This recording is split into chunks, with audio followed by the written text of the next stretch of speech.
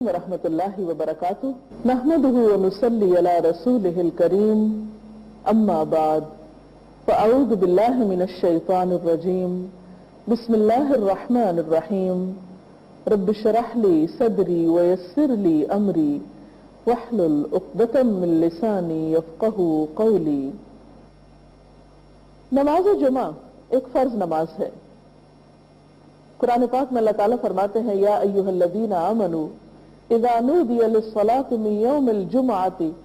فسعوا الى ذکر اللہ وذروا البیع ذالکم خیر لکم ان کنتم تعلمون۔ اے لوگو جو ایمان لائے ہو، جمعہ کے دن نماز کی آذان دی جائے تو تم اللہ کے ذکر کی طرف دوڑو اور خرید و فروخت چھوڑ دو، یہ تمہارے حق میں بہت ہی بہتر ہے اگر تم جانتے ہو۔ یعنی باقی تمام کام کاج چھوڑ کر عبادت کی غرض سے نماز جمعہ کے لیے مسجد میں حاضر ہونا چاہیے۔ آپ صلی اللہ علیہ وسلم نے نماز جمعہ کی فضیلت بیان کرتے ہوئے فرمایا، جس نے وضو کیا اور اچھے طریقے سے وضو کیا، کیونکہ بعض اوقات ہم تیزی میں وضو کرتے ہیں، کونیاں خشک چھوڑ دیتے ہیں یا پاؤں کی ایڑیاں خشک رہ جاتی ہیں، یا اسی طرح چہرے کو پوری طرح نہیں دھوتے یا صاف نہیں کرتے، تو اس سے وضو صحیح طور پر مکمل نہیں ہوتا۔ تو آپ صلی اللہ علیہ وسلم نے اچھی طرح وضو کرنے کا حکم دیا، فرمایا کہ پھر وہ شخص جمعہ پڑھنے کے لیے آئے اور کان لگا کر خطبہ سنے اور خاموش رہے تو اس کے اس جمعے سے دوسرے جمعے کی درمیانی مدت اور مزید 3 دن کے گناہ معاف کر دیے جاتے ہیں۔ اس میں آپ دیکھ رہے ہیں کہ خاص طور پر خطبے کے وقت خاموشی کا ذکر ہے، کیونکہ اس وقت توجہ کے ساتھ بات سننا نہایت ضروری ہے۔ ایک اور حدیث میں یہ بھی آتا ہے کہ اگر کوئی شخص کسی دوسرے کو خطبے کے دوران یہ کہتا ہے کہ تم چپ ہو جاؤ، یعنی چپ کرانے کے لیے بھی بولتا ہے، تو اسے بھی ایک لغو بات شمار کیا گیا اور ناپسندیدہ قرار دیا گیا۔ نماز جمعہ نہ پڑھنے والوں کے لیے آپ نے وعید بھی سنائی۔ حضرت ابو ہریرہ اور حضرت ابن عمر سے روایت ہے، انہوں نے رسول اللہ صلی اللہ علیہ وسلم کو اپنے منبر کے تختوں پہ یہ فرماتے ہوئے سنا کہ لوگ جمعے چھوڑنے سے باز آ جائیں، ورنہ اللہ تعالیٰ ضرور ان کے دلوں پہ مہر لگا دے گا، پھر وہ یقیناً غافل لوگوں میں سے ہو جائیں گے۔ اور غافل دل تو پھر ایک بیمار دل ہوتا ہے، انسان کے اپنے ہی لیے تکلیف دہ ہوتا ہے۔ حضرت ابن مسعود سے روایت ہے کہ نبی صلی اللہ علیہ وسلم نے ان لوگوں کے بارے میں فرمایا جو جمعے سے پیچھے رہتے ہیں کہ میں نے ارادہ کیا کہ کسی شخص کو حکم دوں جو لوگوں کو نماز پڑھائے اور میں جا کر آگ لگا دوں ان لوگوں کے گھروں کو جو جمعے سے پیچھے رہتے ہیں، یعنی اپنے گھروں میں ہی رہتے ہیں اور نماز کے لیے مسجد نہیں آتے۔ نماز جمعہ کے لیے سب سے اہم بات یہ ہے کہ وقت پر مسجد آئے۔ حضرت عبداللہ سے روایت ہے کہ ایک شخص گردنیں پھلانگتا ہوا جمعے کو آیا اور رسول اللہ صلی اللہ علیہ وسلم خطبہ پڑھ رہے تھے تو آپ نے فرمایا بیٹھ جاؤ، تم نے لوگوں کو اذیت دی۔ یعنی دیر سے آنا اور پھر گردنیں پھلانگ کر آگے جانا اور جگہ تلاش کرنا یہ دوسروں کے لیے اذیت اور تکلیف کا سبب ہے، اس لیے وقت پر مسجد پہنچنا چاہیے تاکہ صحیح جگہ پر بیٹھ کر خطبہ سنا جا سکے اور نماز کی ادائیگی بھی بہتر طور پر ہو۔ اسی طرح بیٹھنے کا طریقہ بھی بتایا گیا۔ حضرت معاذ بن انس سے روایت ہے کہ نبی صلی اللہ علیہ وسلم نے جمعے کے دن جبکہ امام خطبہ دے رہا ہو گھٹنوں کو پیٹ کے ساتھ ملا کر بیٹھنے سے منع فرمایا، یعنی اس طرح ٹانگیں کھڑی کر کے گھٹنے پیٹ کے ساتھ ملا کر بیٹھنا منع ہے، ادب کے خلاف ہے، کیونکہ وہ ایک تعلیم کا وقت بھی ہے، عبادت کا وقت بھی ہے، اس میں ادب اور احترام کے ساتھ بیٹھنا چاہیے۔ پھر اسی طرح مناسب جگہ بیٹھنا چاہیے۔ حضرت ابن عمر کہتے ہیں کہ نبی صلی اللہ علیہ وسلم نے منع فرمایا ہے کہ کوئی شخص ایسا کرے کہ اپنے بھائی کو اس کی جگہ سے اٹھا دے اور خود اس کی جگہ بیٹھ جائے۔ کہا گیا کہ صرف جمعہ میں؟ فرمایا جمعہ اور اس کے علاوہ اور موقعوں پر بھی۔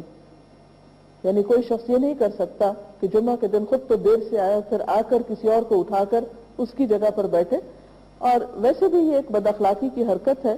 جمعہ کے علاوہ دوسرے موقعوں پر بھی اس کا لحاظ رکھنا چاہیے۔ پھر یہ کہ خطبہ خاموشی سے سننا چاہیے۔ آپ صلی اللہ علیہ وسلم نے فرمایا اگر جمعے کے دن جبکہ امام خطبہ پڑھ رہا ہو پھر تو اپنے پاس والے سے یہ کہے کہ چپ رہ تو بے شک تو نے لغو یعنی بری حرکت کی۔ جمعہ پڑھنے کے بعد سب کو منتشر ہو جانا چاہیے، اور اگر کوئی شخص چاہے تو دنیا کے کام کاج میں دوبارہ بھی شامل ہو سکتا ہے، مشغول ہو سکتا ہے۔ قرآن پاک میں اللہ تعالیٰ فرماتے ہیں فَإِذَا قُضِيَتِ الصَّلَاةُ فَانتَشِرُوا فِي الْأَرْضِ وَابْتَغُوا مِنْ فَضْلِ اللَّهِ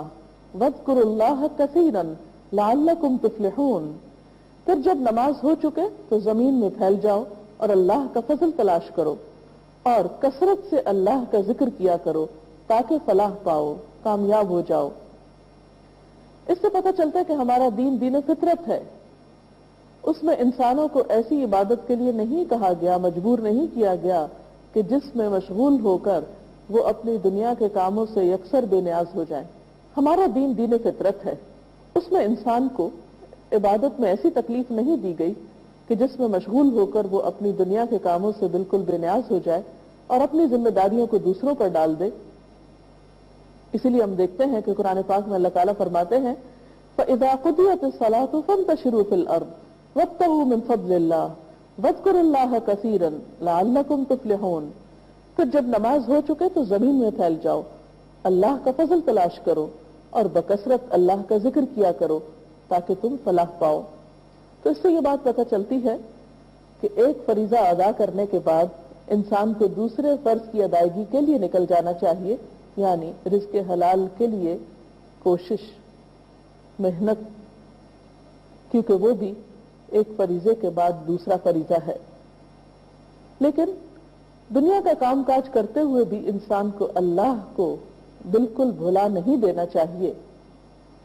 اس کے لیے کیا نسخہ بتایا گیا کہ وَاذْكُرُوا اللَّهَ كَثِيرًا، اللہ کا ذکر کثرت سے کرو۔ یعنی انسان اپنے کام کاج میں بھی جب خاموش لمحات آئیں تو سبحان اللہ، الحمدللہ، اللہ اکبر کوئی بھی تسبیح اپنی زبان سے کر سکتا ہے۔ اس کے لیے کوئی باوضو ہونا یا قبلہ کی طرف منہ کرنا یا جائے نماز پہ بیٹھنا شرط نہیں۔ خواہ آپ چل پھر رہے ہوں، جوتے بھی پہنے ہوں، آپ اپنے دنیا کے کام میں مصروف ہوں لیکن خاموش ہوں تو ساتھ ساتھ ذکر کر سکتے ہیں۔ مثلاً آپ کسی فیکٹری میں کام کرتے ہیں، کسی ایسی جگہ پر کام کرتے ہیں کہ جہاں آپ کسی کے ساتھ کوئی بات چیت نہیں کرتے اور مسلسل خاموش کھڑے ہیں، تو خاموش رہنے کی بجائے ساتھ ساتھ اگر آپ ذکر کرتے رہیں تو وہ آپ کے لیے درجات میں اضافے اور اللہ کے قرب کا ذریعہ بنے گا۔ پھر اسی طرح جمعے کی رات کے بارے میں فرمایا، حضرت ابو ہریرہ سے روایت ہے کہ آپ نے فرمایا تم جمعے کی رات کو دوسری راتوں کے درمیان سے قیام وغیرہ کے لیے خاص نہ کرو، اور نہ جمعے کے دن کو دوسرے دنوں کے درمیان سے روزے کے لیے خاص کرو، مگر یہ کہ جمعہ اس مدت میں آ جائے جس میں تمہارا کوئی آدمی روزے رکھتا ہو۔ تو اسے پتہ چلتا ہے کہ جمعے کے دن کی خاص عبادت تو نماز جمعہ کی ادائیگی ہے، پھر کچھ اذکار وغیرہ ہیں، لیکن صرف جمعے کے دن کو روزے کے لیے خاص کرنا یا رات کو عبادت کے لیے خاص کرنا ایسا حکم نہیں دیا گیا، اس لیے اس سے پرہیز کرنا چاہیے۔ ہاں اگر ایک شخص کی ایک روٹین ہے ایسی کسی عبادت کی جو دوسرے دنوں میں بھی وہ کرتا اور بیچ میں جمعے کا دن بھی آ جاتا ہے تو کوئی حرج نہیں۔ اچھا، سوال یہ پیدا ہوتا ہے کہ اس چیز سے کیوں منع کیا گیا ہے یا اس تکلیف سے کیوں بچایا گیا ہے؟ تو بات یہ ہے کہ کسی بھی چیز کی پابندی یا کسی بھی چیز کے لیے کسی خاص دن یا وقت کا مقرر کرنا بسا اوقات دوسروں پر بوجھ بھی بن جاتا ہے، مشکل بھی ہوتا ہے، تو اس لیے اس میں سہولت رکھی گئی اور مخصوص دنوں تک ہی عبادت کو پھر محدود نہ کر لیا جائے، ہفتے کے باقی دنوں میں بھی عبادت کی جائے۔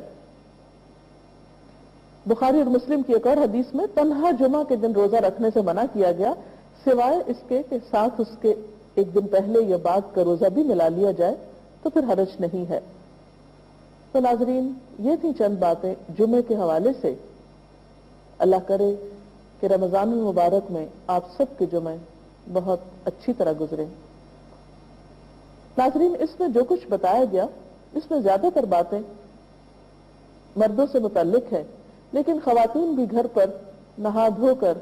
نماز کے علاوہ قرآن پاک کی تلاوت، خصوصاً سورۃ الکہف کی تلاوت اور دیگر ذکر اذکار کا خاص اہتمام کر سکتی ہیں، کیونکہ اس دن ایک ایسی خاص گھڑی ہے جس میں دعاؤں کی قبولیت ہوتی ہے اور انسان اللہ تعالیٰ کا قرب پا سکتا ہے، اس لیے اس موقع سے خوب فائدہ اٹھانا چاہیے۔ اس کے ساتھ ہی آج کے پروگرام کا وقت ختم ہوتا ہے، اب اجازت چاہتے ہیں، اللہ حافظ۔